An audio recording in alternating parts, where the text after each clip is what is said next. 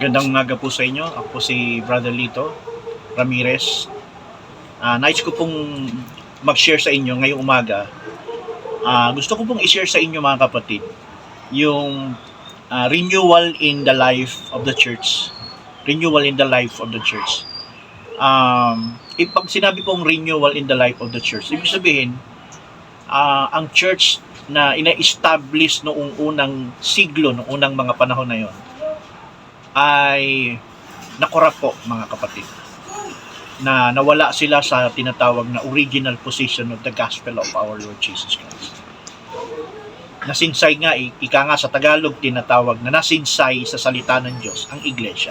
So bakit nga po ba nangyari na nagkaroon ng pagkasinsay, o nagkaroon ng tinatawag na renewal sa panahon po natin? 2,000 years, nasabi ko na nga, panahon ng unang siglo, hindi po na ipagpatuloy pagkatapos po ni Kristo, pagkatapos ng mga apostol, na yung gospel na naibigay sa church, na kung saan ay dapat matupad po yung tinatawag na God's original plan and purpose in the church. Hindi lang basta tayo ay iniligtas ng ating Panginoong Jesucristo sa kasalanan. Alam naman natin, pangunahin talaga yun. Hindi lang po yung iniligtas tayo sa kasalanan, kundi meron pong plano ang Diyos sa atin na mga napapabilang sa Church of Christ o Church of God. Meron siyang nais na makamtan natin para sa Diyos sa pamamagitan ni Jesucristo. So, hindi po, naantala po yun mga kapatid. Yung plano na yan, dahil po sa mga pangyayari nang ito'y nagsimula sa panahon ng mga apostol. So, renewal, ang ibig sabihin ng renewal, it refers to the process, inulit ko po, it refers to the process of returning God's plan or original purpose. Whether it is individual or for the church as a whole, meron pong talagang layunin, ika nga sabi ko kanina. So kaya meron pong tinatawag na renewal. Well, ang renewal ay dito po sa huling panahon, sa panahon po natin. Hindi po dun sa panahon ng mga unang simulain ng mga apostol.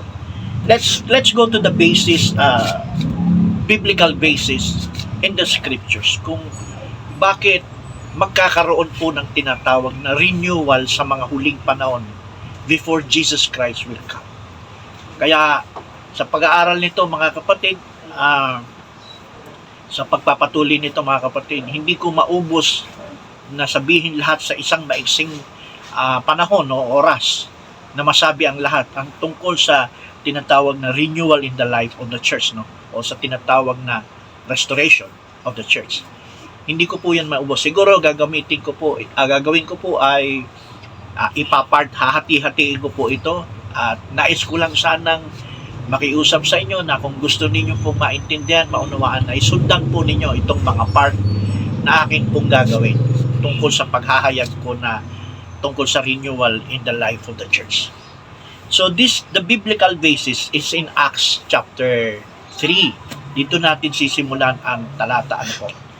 Ganito po ang sabi sa Bible in the book of Acts chapter 3 verse 18 up to verse 21.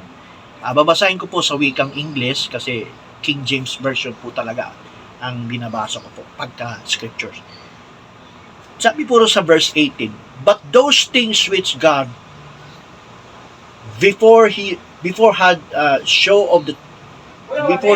by the mouth of all his prophets that Christ should suffer, and he had fulfilled." Okay. Sa verse 19 ang sabi, "Repent ye therefore and be converted, that your sins may be blotted out, when the times of refreshing shall come from the presence of the Lord." So here in verse 19, mababasa po natin sa wikang English yung tinatawag na when the times of refreshing shall come from the presence of the Lord. So anong ibig sabihin po nitong times of refreshment when it comes from the presence of God? This is a renewal. In the Bible, this is a restoration. Could you imagine, ito pong Acts chapter 3, mga kapatid ko, nang ito ay sinabi o ipinangaral, this is a preaching of Apostle Peter, not far from the day of Pentecost. No, hindi pa ito malayo sa panahon ng Pentecost kasi Pentecost is in Acts chapter 2 and Acts chapter 3 nangaral si Pedro, nabanggit niya ang tungkol sa tinatawag na restitution of all things. Ano ba? Bakit sinabi ni Apostol Pablo na may restitution of all things? Meaning, this is a prophecy. Prophecy po ito na magkakaroon po sa huling araw ng pagsasauli sa kalagayan ng iglesia, sa kalagayan ng mga pangangaral tungkol sa Ebanghelyo ng Panginoon sa mga huling araw bago dumating ang ating Panginoon Kristo. In other words, this prophecy, itong prophecy na ito, ay nagsasabi na magkakaroon po talaga ng pagkasinsay sa kalagayan ng iglesia sa unang panahon. Kaya nga, mga kapatid, kung babasahin pa natin ang iba pang mga talata na katulad ng mga sinabi ni Apostol Pablo sa Gawa din, sa Gawa 20 at 20, basahin natin sa Gawa 20, 29 o 28. Ganito po ang sabi sa King James sa Acts chapter 20 verse 29. Acts chapter 20 verse 29, ganito po ang sabi.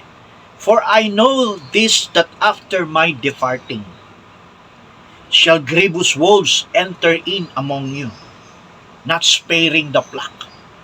Sinasabi ni Apostol Pablo, si Apostol Pablo po ito, kanina si Apostol Pedro, ito si Apostol Pablo. So itong dalawang apostol, no, si Apostle Peter and Apostle Paul, ay kinikilalang mga matatandang mga ngaral sa panahon ng mga apostles and Peter. Sila po yung talagang tinitingala, mga kapatid. So dito sa sinasabi ni Apostol Pablo, nagko-confirm sa sinasabi ni Apostol Pedro. Kasi at the time na sinabi ni Apostol Pedro sa Acts chapter 3 verse 18 up to verse 21, hindi pa converted si Pablo nang sinabi ni Pedro na magkakaroon ng renewal, magkakaroon ng restoration of all things. Wala pa po si Pablo, hindi pa po nai-establish ang body of Christ sa panahon ng sinabi ni Pedro. So, paising kumakapat para dito sa type na sinasabi ni Apostol. Balik ako sa sinasabi ni Pablo. Dito sa sinasabi ni Pablo, mga kapatid, dito na makikita natin na sa panahon po nila Pablo, nagsisimula na pong magsipasok itong mga bulaang mga propeta, mga ngaral sa mga panahon ni Pablo. Okay, ang sabi ni Pablo sa verse 29, sinabi niya, after my departing. Ano ba ibig sabihin ni Pablo after my departing? Pagkawala niya. Ibig sabihin, sinasabi ni Pablo dyan, malamang siya'y mamamatay na at mawawala na sa kanilang panahon. Ang wika ni Pablo, kapag siya'y nawala, papasok po ang tinatawag sa Tagalog na mga ganid na lobo. Sa English ay grievous wolves. Grievous wolves enter in among you. And sabi, not sparing, hindi magpapatawad sa kawan. At talagang walang patawad tong mga to. Talagang walang patawad na sila'y silain talaga. Sila'y ma-deviate doon sa gospel of our Lord Jesus Christ. Okay. Sa verse 30, sabi niya, and also of your own selves shall men arise, and speaking perverse things, and to draw away disciples after them. So, ayan, sinasabi ni Pablo, And verse 31, and therefore, which I remember, that the space of 3 years, sabi ni Pablo, the space of 3 years, I cease not to warn everyone, night and day with tears. So kita nyo mga kapatid, hindi lang basta nananalangin si Pablo, umiiyak pa siya kasama sa tawag dyan, pray-iyak, ang tawag namin dyan, pray-iyak. Pero nananalangin si Pablo ng pray-iyak, no? Pray with tears. Hindi para sa kanyang sarili yun. Bakit? Para yun sa iglesia na nakikita ni Pablo, nasisilip ni Pablo, na pagkawala niya, papasok ang ganid na lobo. Ibig sabihin, kung babalik tayo sa pasimula, na yung unang iglesyang itinatag ni Kristo sa pundasyon at aral, no, sabi nga sa Matthew chapter 16, ay sabi ni Jesus Christ, itatayo ko ang iglesia sa pamamagitan, sa ibabaw ng batong ito. On that rock is that rock of revelation. So itinatatag ni Kristo ang iglesia sa pamamagitan ng pahayag sa katotohanan ng kanyang salita. So back to Apostle Paul, si Pablo, gano'n na lang, nananalangin si Pablo na, mga kapatid, na siya ay nangangamba, nag-aalala, kaya siya ay umiiyak sa kanyang panalangin. Not for himself, but for the condition of the church at the time. So, ngayon, balik ako mga kapatid sa renewal in the life of the church. Kaya, this is an introduction, brothers and sisters. So, kami mga kapatid na babae na nakikinig, no? Brothers and sisters. Now, this is a renewal. This is a subject of renewal in the life of the church. Kasi totoo po talaga, no? Pinapaalam natin sa mga Kristiyanong naniniwala po sa Biblia, and especially in the New Testament, na ang church na in-establish talagang mawawala in the original condition. So that's why in the last days ay magkakaroon po ito ng tinatawag na restoration. Okay, back to Apostle Peter in Acts chapter 3. Balikan ko lang po. So sabi dito ni Apostle Peter sa Acts chapter 3 verse 19, repent and ye therefore and be converted, that your sins may blotted out when the times of refreshing shall come from the presence of the Lord. Okay, times of refreshing comes from, at sabi sa verse 20, and he shall send Jesus Christ, which before was preached unto you, 21, whom the heaven must receive until, take note of this verse 21, whom the heaven must receive, inakyat si Yesu Kristo sa langit, whom the heaven must receive until the times of restitution of all things. Anong ibig sabihin nito mga kapatid? Sa verse 21. Ibig sabihin, nung unang siglo, 33 AD, matapos na si Kristo'y umakyat sa langit, and He was sitting in the right hand of the Father. Ang sabi ni Apostol Pedro, hindi po babalik si Kristo. Bakit? Hanggang maisauli ang lahat ng bagay. So the keyword, restitution of all things, meron talagang nawala, merong nawala, lost things sa panahon ng mga ipinangaral ng apostol na ibinigay sa iglesia. Nawala po yun. Kaya yung all things, mga kapatid, ayun yung mga lost things na mga original apostolic doctrine. So, papatuloy po tayo dyan. Magpapatuloy tayo, malilinawan tayo ng so hindi kasi ito ay maiksi lamang po, pero mayroon nga po itong part 1 and then next siguro part 2, part 3. So series po ito, kaya sundan po niyo mga kapatid. So dito po sa Acts chapter 3 verse 21, sinabi ko po isang patunay sa verse 21, sa verse 18, verse 19, na magkakaroon po talaga ng pagkasinsay. Ibig sabihin, magkakaroon po ng error ang church sa mga unang panahon.